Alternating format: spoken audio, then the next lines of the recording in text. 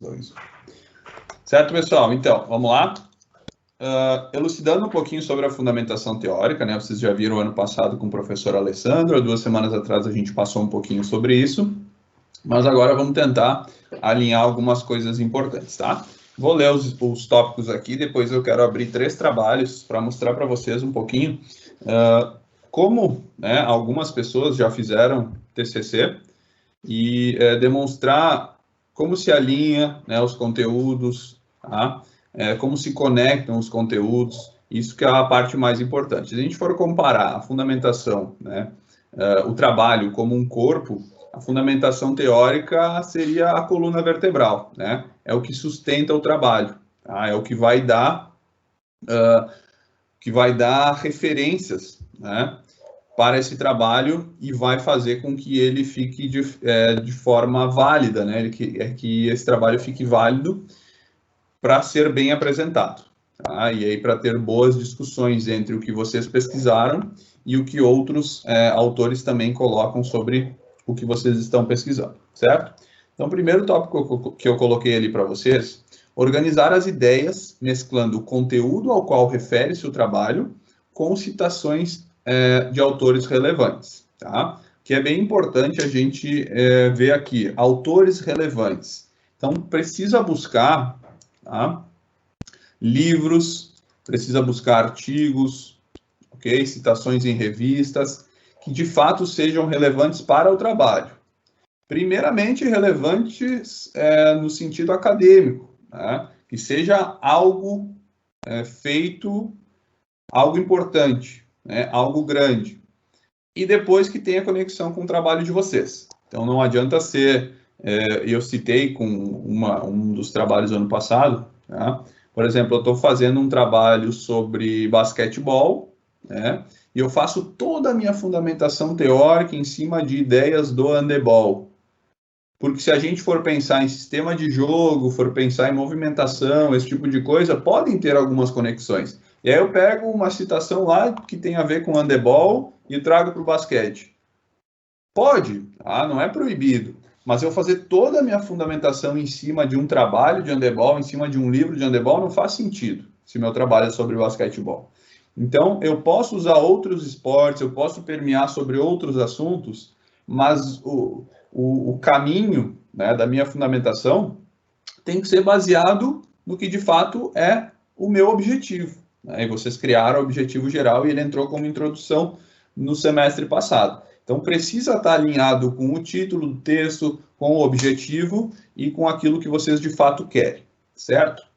Segundo aqui que eu coloquei, organizar as ideias de forma que façam sentido, conectando os parágrafos. Isso é muito importante, de 2 formas, pessoal. Primeiro, o que vocês escrevem com as próprias palavras de vocês, um exemplo de uma citação indireta, né, que vocês falam lá, Turíbio e Guerra relatam que, e aí você escreve, né, o que eles relatam, com as suas palavras. Isso que vocês escrevem em relação ao livro, a ideia do livro, e o que vocês vão complementar com as palavras de vocês, precisa ter sentido, tá? E também, de outra forma, independente se é direta, indireta, se é direta curta, direta longa, ou se é indireta, precisa ter conexão entre um parágrafo e outro, né?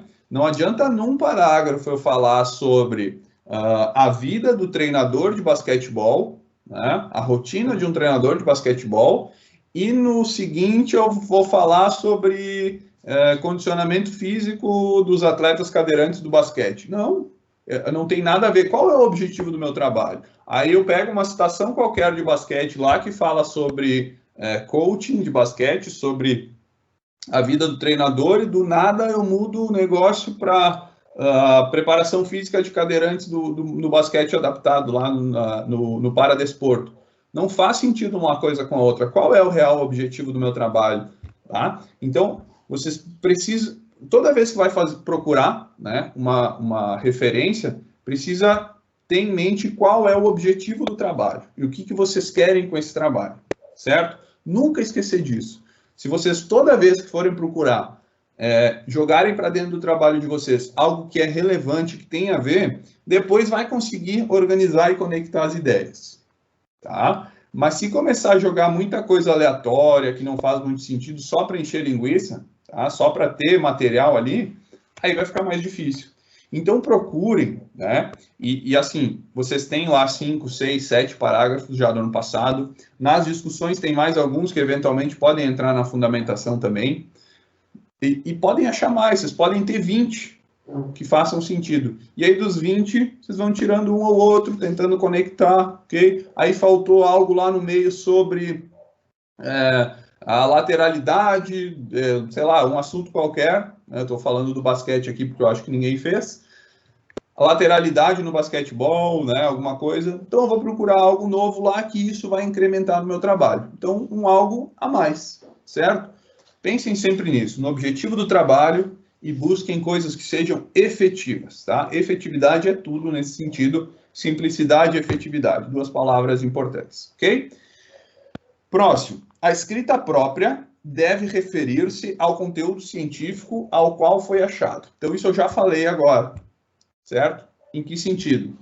Não adianta eu achar lá um conteúdo, né, que fala sobre o coaching do basquetebol, e o meu jeito de abordar não tem a ver com as capacidades do treinador, né? Porque eu estou falando de treinador. Então, eu tenho que levar para as capacidades comportamentais, enfim, né? Do dia a dia, formas de pensamento. Aí eu posso levar para o lado da psicologia, né? E aí, do nada, eu cito lá, vou repetir o que eu falei antes, do nada eu cito lá o pensamento dos cadeirantes, do paradesporto, enfim. Gente, não tem a ver uma coisa com a outra, tá? Então, primeiro, tem que ter conexão entre parágrafos. Segundo, tem que ter conexão dentro do parágrafo com o que vocês falam, tá? E com o que vocês estão trazendo de material. Essas duas coisas precisam estar conectadas. Certo? Legal. Antes de eu ir lá para os trabalhos, tá? Então aqui uma dinâmica geral, né? Antes de eu ir para os trabalhos, que eu quero mostrar 3 trabalhos para vocês e que mostram ali um pouquinho de como se organiza, eu vou colocar um vídeo para vocês, tá? Que consegue explicar de uma forma melhor do que eu, de uma forma bem técnica, como utilizar citações direta, curta e longa. Tá? As indiretas eu não vou colocar porque elas são muito simples de entender e vão aparecer bastante nos trabalhos que eu vou mostrar e normalmente são mais fáceis de fazer. Então, no trabalho da Uniaselv, pede-se os 3. Tá? Vamos colocar os 3. Mas a indireta é mais fácil, ok? Só claro, a indireta ela foge um pouco, ela não é um Ctrl+C, Ctrl+V do livro. Então, vocês quando vão mudar as palavras, não podem fugir do contexto. E aí tem uma questão de interpretação pessoal, vocês precisam ter esse entendimento, né, do que está sendo falado, do que está sendo trazido, e segundo também a questão ética, né? Então não dizer que o Turíbio falou banana, se o Turíbio falou maçã.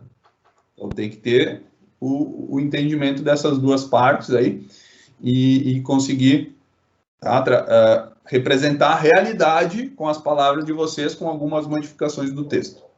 Certo, pessoal?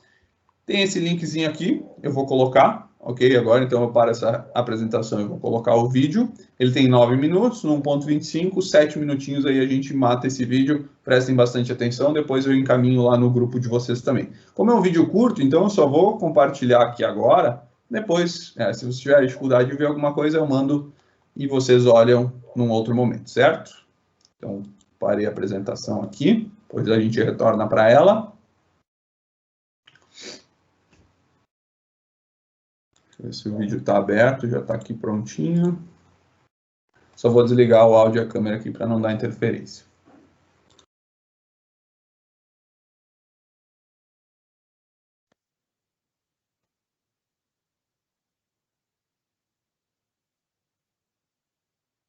Olá, pessoal. Hoje vou conversar com vocês sobre citação direta, segundo a norma da ABNT. A norma da ABNT que nós temos atualmente é a 10.520, que é uma norma de 2002. Essa norma, é importante a gente destacar que ela está passando por um processo de revisão. Então, se houver qualquer alteração com relação a esse formato de citação, eu trarei posteriormente para vocês, explicando como ficou o novo formato de citação direta. Mas atualmente o modelo que nós temos é esse, certo? Então, o que é que ocorre na citação direta? A citação direta é aquela onde você vai copiar tal e qual tem em outro trabalho. Então, pode ser num artigo, pode ser num livro, pode ser numa dissertação, numa monografia, o que for, certo? Você está com esse trabalho, pesquisando esse trabalho, e você quer copiar tal e qual no seu trabalho, o trecho do mesmo jeito. Então, isso é uma citação direta. Então, aqui eu criei um texto fictício para vocês, por exemplo, é um trabalho sobre ensino, né? Então, eu criei um texto fictício, e aí faz de conta que eu quero colocar agora uma citação do trabalho de Berger, Pereira e Costa. Então, eu estou aqui com um artigo, certo? Esse artigo desses autores fala sobre ensino. E aí, no primeiro momento, eu queria copiar esse trecho aqui, olha, que vem de os professores colocam até universidade. Eu queria pegar esse trecho aqui e colocar no meu trabalho. Então, se você quer copiar do mesmo jeito que está no trabalho da pessoa para o seu trabalho, isso é uma citação direta. E aí, como é que a gente faz? A gente vem, traz o texto para cá. Eu tenho duas formas de fazer isso. Eu posso trazer os autores dentro da frase, certo? Que é esse caso, olha, no estudo desenvolvido por Berger, Pereira e Costa, 2020, página 12, foi possível identificar que, aí comecei a copiar, os professores colocam até a universidade. Se você olhar aqui, tá aqui, olha, os professores colocam até a universidade. Então, quando eu vou organizar essa citação, eu coloco o ano do artigo, certo? Onde é que eu vejo o ano do artigo? Logo no início. Tá aqui, olha, é um artigo de 2020, certo? Então, coloco o ano do artigo e coloco a página do artigo, tá aqui é a página 12, né? Então, eu vou e coloco essas duas informações aqui na frente dos autores, certo? Entre parênteses. Esse caso aqui, você está chamando os autores e quando você digitou, não chegou aqui a ultrapassar a quantidade de 3 linhas. Então, perceba, olha, aqui você começou aqui, né? Então, aqui você completou uma linha completa, aqui embaixo, onde tem o A. E aqui, onde tem palavra adequada, eu completei 2 linhas. Tenho 2 linhas completas aqui. Então, como eu não ultrapassei 3 linhas, que é o limite da ABNT, para a gente ter uma citação direta longa, vai ficar nesse formato aqui, tá certo? Você vai copiar e você vai colocar o trecho que você está copiando entre aspas. Acontece que algumas pessoas não querem, em alguns momentos, não querem chamar os autores na sentença, dentro do texto. Eles preferem transcrever do jeito que está no artigo e colocar o nome dos autores na frente. Pronto, não tem problema. Você vai copiar o que você quer, os professores colocam os desafios até a universidade, tá aqui. Os professores colocam os desafios até a universidade e veja que eu coloquei entre aspas, né? Porque eu estou copiando tal e qual, é uma citação direta curta, certo? Que vai até 3 linhas. E aí, quando eu termino, eu vou abrir parênteses aqui, vou colocar o nome dos autores, certo? Separados por ponto e vírgula. Perceba que o nome dos autores, quando estão entre parênteses, eles vão ficar com as letras todas maiúsculas, vírgula, o ano do artigo, vírgula, p, ponto, página. E fecho aqui o parêntese, certo? Então, isso aqui é um modelo de citação direta curta, de até 3 linhas. Você vai colocar autores, ano e página, e a citação você vai colocar entre aspas, certo? Podendo você chamar os autores na frase, ou você pode copiar e colocar os autores isolados aqui na frente, entre parênteses, certo? Então, aqui, nós temos uma outra situação aqui. O que é que acontece?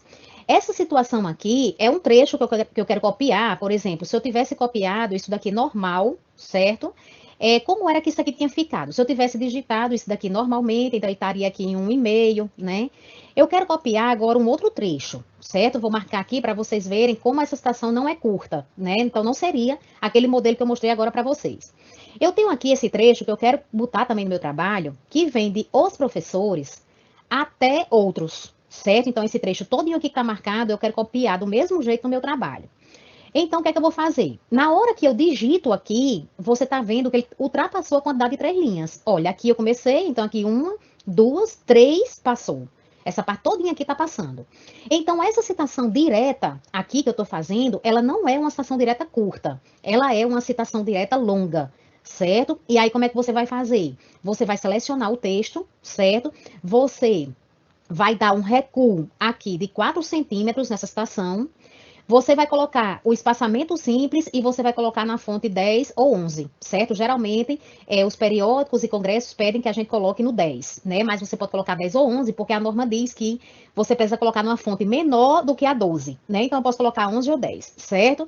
Então, veja como ficou diferente essa daqui. Ela vai ficar assim, destacada, certo? Nesse caso aqui, você não vai colocar aspas. Por quê? Porque ela já está destacada. Todo mundo sabe que foi isso aqui que você copiou, certo? Então, não precisa você colocar aspas, porque o próprio destaque da citação, a questão do recuo, da fonte, do espaçamento, já diz que é esse trecho todo que está copiado.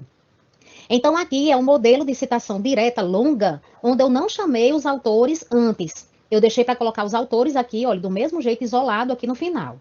Só que mesmo nesse modelo também, que é uma citação direta longa, você pode chamar os autores no parágrafo anterior, certo? Que é essa forma aqui que você está vendo. Então, analisando esse contexto, Berger, Pereira e Costa, 2020, página 12, realizaram pesquisa com docentes e encontraram diversos aspectos sobre a profissão. Aí agora eu venho e copio o que eles disseram. Os professores atribuem como característica negativa até, dentre outros, certo?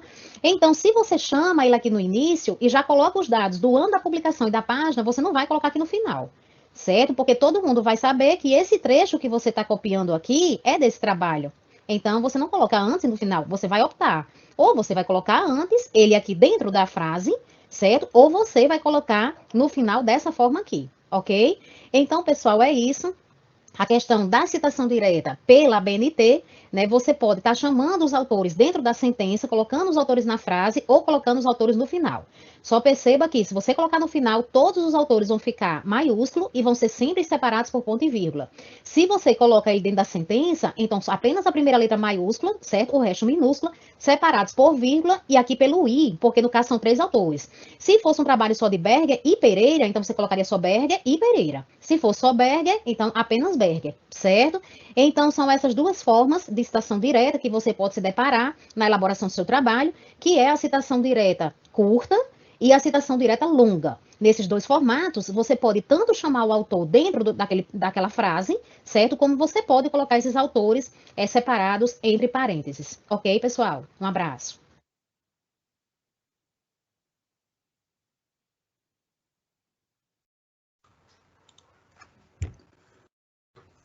Tá, pessoal? Então, eu vou abrir aqui de novo o PowerPoint. Bem importante uma colocação. Isso é uma questão técnica, tá? As questões técnicas são importantes para vocês? São. Mas nesse momento, o que é mais importante é vocês gostarem do que estão fazendo, tá? Gostarem do que estão pesquisando e, menos importante, não esqueçam de fazer, tá? Mas menos importante no momento, as questões técnicas, tá? Então, eu coloco ali, porque a gente precisa ver, ter conhecimento e ter o entendimento, né? E a partir do momento que a gente tiver o entendimento, consegue fazer sozinho, melhor. Mas isso eu posso ajudar vocês também depois, tá? O que eu não posso ajudar, que vocês têm que se virar, né, e correr atrás, é a questão da busca, né, do conteúdo, da organização do conteúdo, porque é algo que parte do acadêmico. Então, quando a gente pensa no paper, quando a gente pensa no trabalho científico, o professor, ele nada mais é, né, o tutor do que um mediador, do que uma pessoa que auxilia a conseguir algo, tá? Só que é uma página em branco. Vocês pegam o paper, tem uma ajuda na organização, mas ela é uma página em branco, né, que vai ser criada totalmente por vocês do início ao fim, certo? É isso que vocês precisam ter o entendimento, que eu estou aqui para ajudar, mas que vai partir 99% de vocês, certo? Utilizar situações indiretas também, que a gente vai falar bastante agora, tá? Buscar fontes confiáveis, certo? Então, eu vou abrir link por link agora. Deixa eu ver se ele vai direto para a página, se eu apertar só um pouquinho. Tá. Então, eu coloquei aqui, pessoal, e aí depois eu vou entrar num deles, mas eu mando esses links para vocês. Deixa eu ver aqui. E um por um, tá? Vocês vão dar uma olhada. Eu vou só comentar eles agora, ok?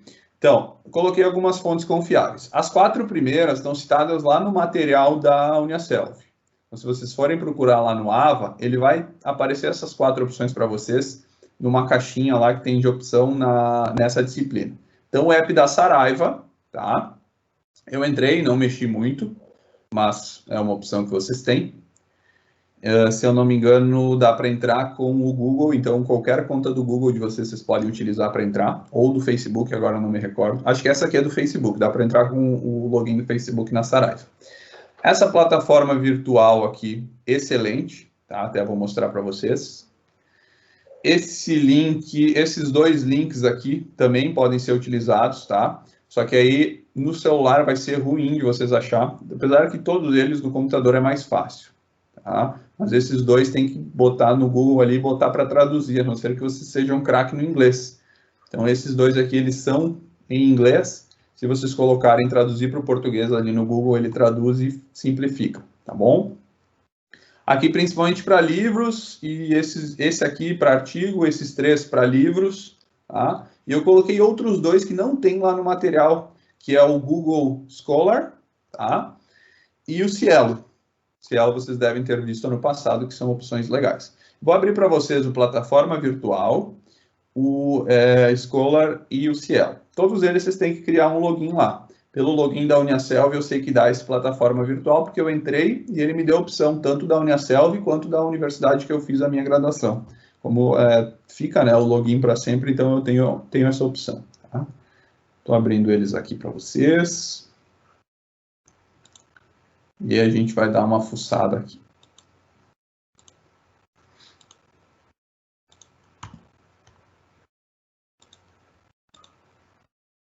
Só um pouquinho.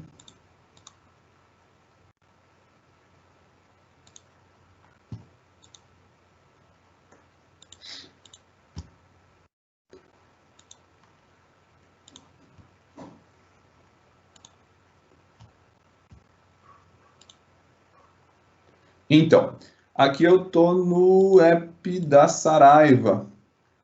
Eu ia entrar no outro que é um pouco melhor. Então, deixa eu só descompartilhar aqui e mostrar para vocês o outro que ele é mais interessante de ver.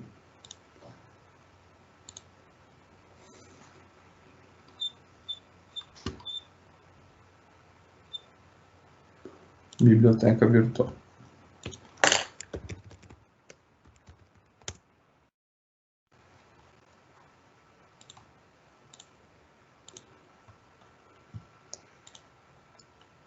Então, aqui, ó, eu estou no Biblioteca Virtual, tá? Vocês têm que criar, então, um login e uma senha. Coloca o e-mail de vocês da Uniaselv, que vocês vão conseguir. Eu tenho direto no meu e-mail pessoal aqui.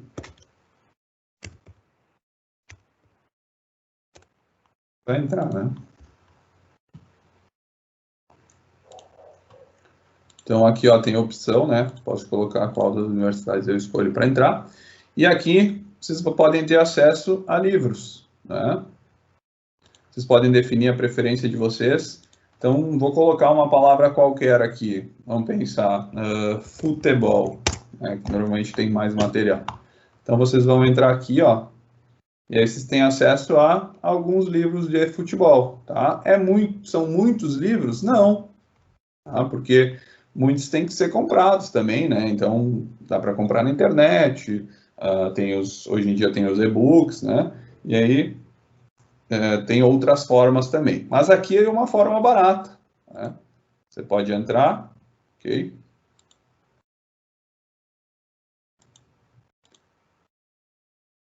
Vamos abrir ele aqui. Espero que ele abra, né?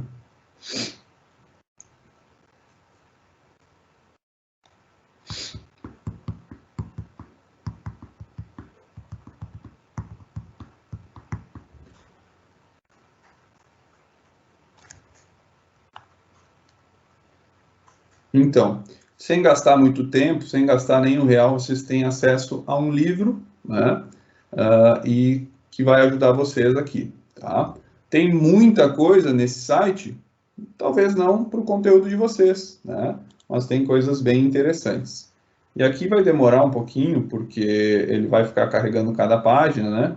Mas se vocês forem baixar aí, vocês podem né, ver qual vocês quiserem, tá? Então, aqui, ó, ele demora um pouquinho, né? Não é que nem um livro físico que a gente vai folhando, tá? Passar para frente aqui, botar na página 71.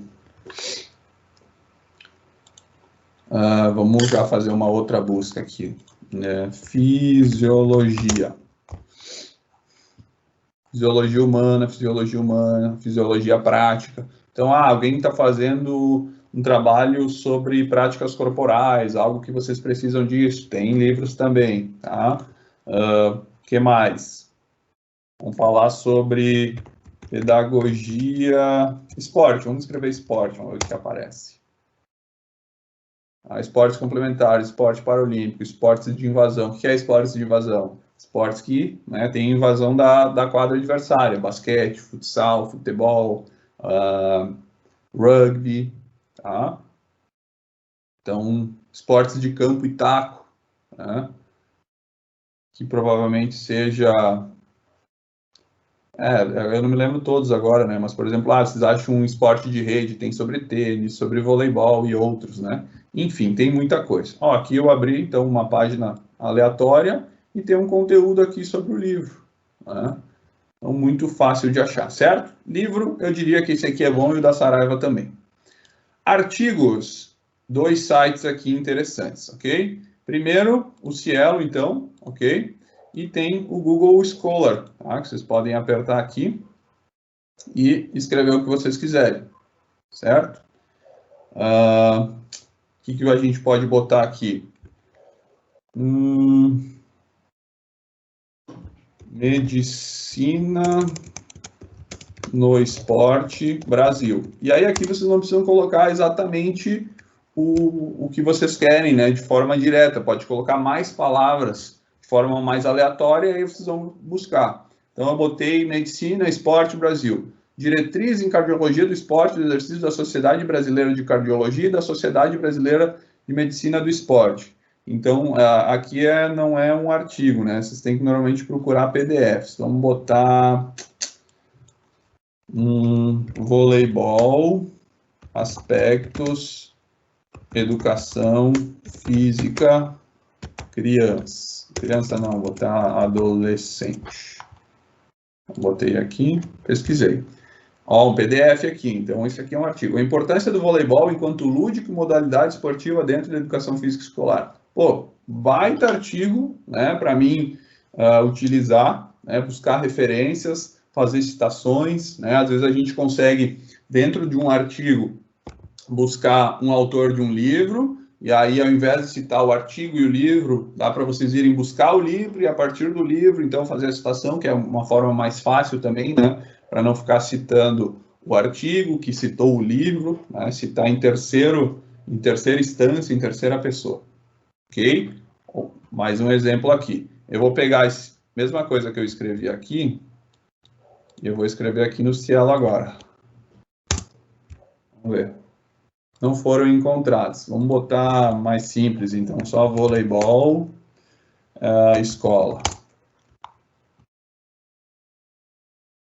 E aí aqui vem bastante coisa, tá o cielo.org que eu coloquei, né? Mas tem em português também. Então, ó, os 2 primeiros que apareceram foram em inglês. Aqui, alta prevalência de sedentarismo em adolescentes que vivem com HIV/AIDS. Prática desportiva e sucesso escolar de moças e rapazes no estudo secundário. Dinâmicas sociais e estados de humor. Voleibol escolar, uma prática de ensino nas dimensões conceitual, procedimental e atitudinal do conteúdo. Então, pô, eu quero saber sobre o voleibol. Eu olho aqui para o primeiro, não tá tão legal. O segundo, não... Pô, cheguei no 6º aqui, tá no meu conteúdo. É esse que eu vou ver, tá, pessoal? Então, é bem nesse sentido a pesquisa de vocês. Estou mostrando um pouquinho o como pesquisar e o que pesquisar, tá? Mais o como, né? Porque o que vai depender de vocês, certo? Agora eu vou compartilhar 3 trabalhos com vocês e mostrar um pouquinho, né? A gente tem 7 minutinhos aí até começar o atendimento individual. Mostrar, então, como organizar essa fundamentação teórica. Vou primeiro abrir esse aqui, tá? Esse aqui foi o meu TCC lá de 2013, 2014, E aí eu vou mostrar um pouquinho da parte da fundamentação, tá? Então, esse aqui era o meu título lá, que eu criei, né? Aqui meu professor, enfim, toda a parte chata, que é o que a universidade pede, né? Aí aqui tem a parte da introdução, que a gente vai ver depois. Vejam que na introdução aparece, no resumo, desculpa, aqui é a parte do resumo. Vejam que na introdução aparece algumas coisas aqui, depois no resumo aparece a introdução, o objetivo do trabalho, nesse caso tinha que aparecer, né? A metodologia, então já vamos ler metodologia, que é o que eu vou discutir com vocês depois, tá? Que no caso aqui é materiais e métodos. Então, metodologia é o quê? É o que foi feito, né? No caso de vocês, o que está sendo feito, o que será feito, e depois vocês contam no passado o que fizeram. Então, foi realizado um estudo qualitativo com 65 pais, sendo 33 do gênero masculino e 32 do gênero feminino. Pais esses de crianças de uma escolinha de futsal da Serra Gaúcha, participantes das equipes competitivas Sub-9, Sub-11, Sub-13. Então, esse cara aqui que fez esse trabalho, ele tinha contato, então, com essa escola de futsal, né? Ele pegou lá os pais do Sub-9, Sub-11, Sub-13, não conseguiu pegar todos, no total deu 65, 33 homens responderam o questionário, 32 mulheres responderam o questionário, ok? Então, o que é a metodologia? É a aplicação do questionário para o público específico, ok? Resultados, conclusão e outras coisas, tá? Vamos ver aqui, parte, procedimentos metodológicos. Aqui, pessoal, na verdade, entra muito na introdução, a parte da fundamentação teórica. Então, vou descer aqui um pouquinho, ok? Então, por exemplo, o meu assunto, né, o assunto ali desse rapaz que fez era vamos reler aqui, futsal competitivo entre 7 e 13 anos na visão dos pais. Então, eu precisava elucidar o futsal, né, e ir trazendo para o mundo dos pais. Então, como é que começou? Andrade fala de jogos coletivos, auxiliam no condicionamento físico pela dinâmica e intensidade, tá? Aí contexto do futsal, ok? Ferreira, lembra que o desempenho técnico de uma criança está ligado às suas possibilidades motoras. Então, começou a trazer para as crianças, né? Dos 4 aos 12 anos, faz necessário identificar interesses, necessidades, possibilidades, anseios e dificuldades. O que isso tem a ver com a parte técnica? Muito pouco, né? Isso aqui tem a ver muito mais com a parte pessoal, comportamental, tá? Que era o lado que estava levando o autor. Aí vamos lá, Paim e Pereira afirmam que, então veja, dentro desses interesses, isso aqui está se referindo ao quê? Dentro desses interesses está se referindo a necessidades, possibilidades, anseios e dificuldades. Então, o início desse parágrafo linkou com o anterior, ok?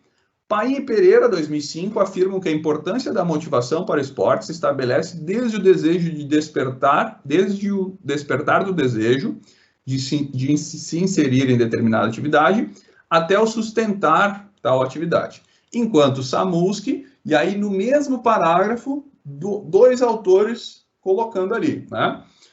Coisas que se conectam. Avalio que existe dois tipos de motivação. A motivação intrínseca, que parte do princípio dos medos e necessidades pessoais, que é o que o aluno quer, e a extrínseca, que está ligada ao ambiente. Então, esse cara aqui, ele pegou dois autores, tá, para contextualizar algo que tem conexão com o anterior, certo? Vamos para o próximo.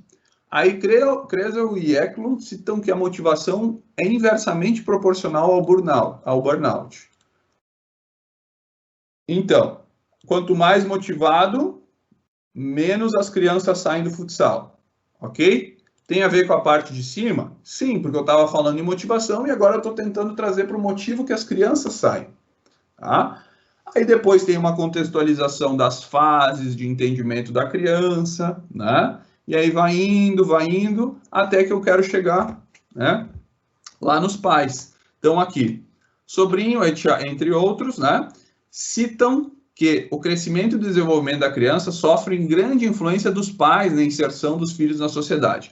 Vejam que o meu trabalho, o trabalho desse cara aí, ele é ligado na visão dos pais. Só que teve toda uma contextualização das crianças primeiro, né, para depois chegar lá nos pais, que é o produto final, né, que é o público-alvo, na verdade. É o público-alvo. Então, é na cabeça deles, porque a criança, né, o filho dele, ele tem a necessidade, e aí quem é pai, quem é mãe sabe, total, a dependência total até certa idade dos pais.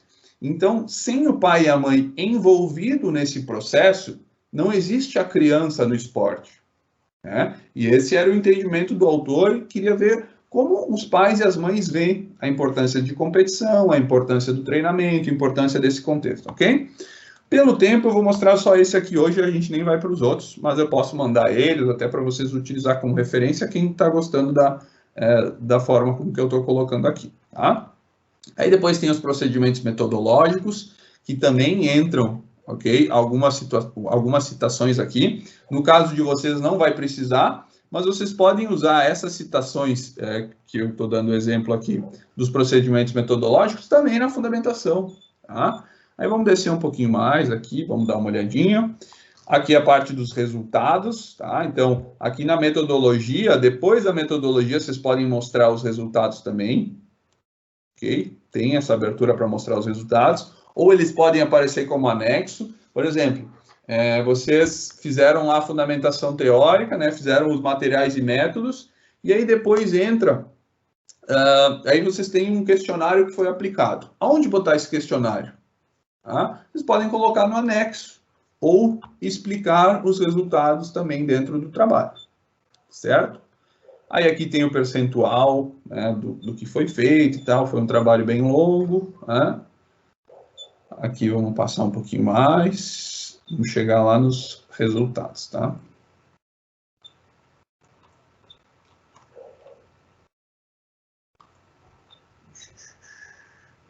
Aqui tem considerações finais, deixa eu ver se eu tenho os resultados aqui. Aqui eu já estou falando dos resultados dentro dos... Deixa eu ver aqui... Aqui, na análise e interpretação dos resultados, eu já estou fazendo a discussão, tá? Então, eu coloco uma tabelinha aqui e já vou discutir. Então, para Andrade Júnior, o futsal nessa idade deve ter um cunho mais lúdico e menos técnico. Dessa forma, pode-se entender que isso vai ao encontro à visão dos pais. Então, pessoal, vejam esse parágrafo, tá? Foi encontrado resultados lá para o Sub-9, ok? Aí eu busquei o livro do Andrade Júnior. Eu tenho ele até, inclusive, aqui na mão. Tá? Esse livro que eu quero mostrar para vocês depois. O futsal nessa idade deve ter um cunho mais lúdico e menos técnico. Dessa forma, pode-se entender que isso vai de encontro à visão da maioria dos pais dessa idade. Então, provavelmente ali foi achado que os pais nessa idade, eles não veem o futsal de uma forma competitiva. Eles veem de uma forma mais lúdica, mais na brincadeira. Então, as crianças estão lá mais para se desenvolver, pela parte do ambiente, dos coleguinhas, né? Isso, os pais responderam isso. Aí eu vou procurar lá no Andrade e ele está dizendo isso. Pô, que legal. Então, a visão dos pais desta escolinha está ligado, né, com o que as referências, né, com o que a teoria coloca como algo fundamental, né, que é a parte lúdica, que é a parte do prazer pela atividade, não pela competitividade, porque eles são muito novos ainda, ok? Então, esse foi um exemplo, eu vou dar mais um exemplo aqui. Vamos lá para o último, que provavelmente seja o Sub-13 aqui. Aqui, na idade Sub-13, tá, vamos passar. Eu usei o mesmo carinha aqui, ok? Dos 10 aos 13 anos, o gesto técnico deve ter certa qualidade, o foco de aprendizagem é a parte tática. Portanto, mesmo que o autor não adote uma postura em relação aos resultados, pode-se observar que a visão dos pais, não preconizando o resultado e sim dando mais valor a outras questões, parece ser o mais saudável para as crianças. Então, o Sub-13, né, já não é para o autor o lúdico, né, já não é a parte mais importante. A parte mais importante dele é ter o gesto técnico bem definido, né? Ter um bom passe, que é gesto técnico, um bom passe, um bom chute, ok? O que mais que é gesto técnico? Passe, chute, né? Enfim. E começa a aprender a parte tática, ok?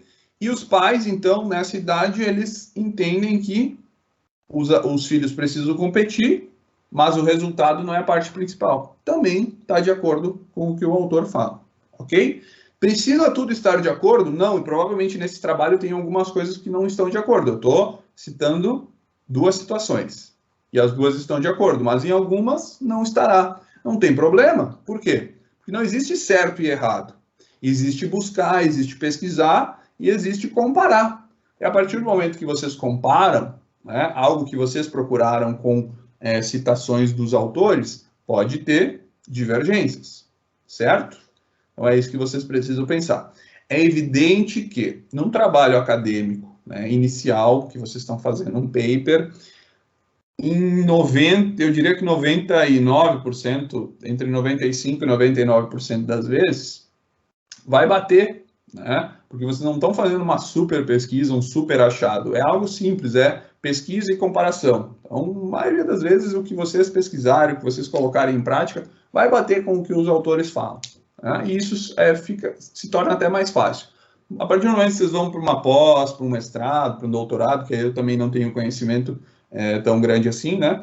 Mas você começa a questionar muito mais, porque você vai mais longe na sua pesquisa. E aí você vai encontrar achados mais maiores, enfim, né? Mais importantes, ok? Então, por isso que normalmente se acha o que de fato já está ali, né? E a gente tenta linkar e aprender com isso. Certo, pessoal? Então, era isso que eu tinha para colocar de fundamentação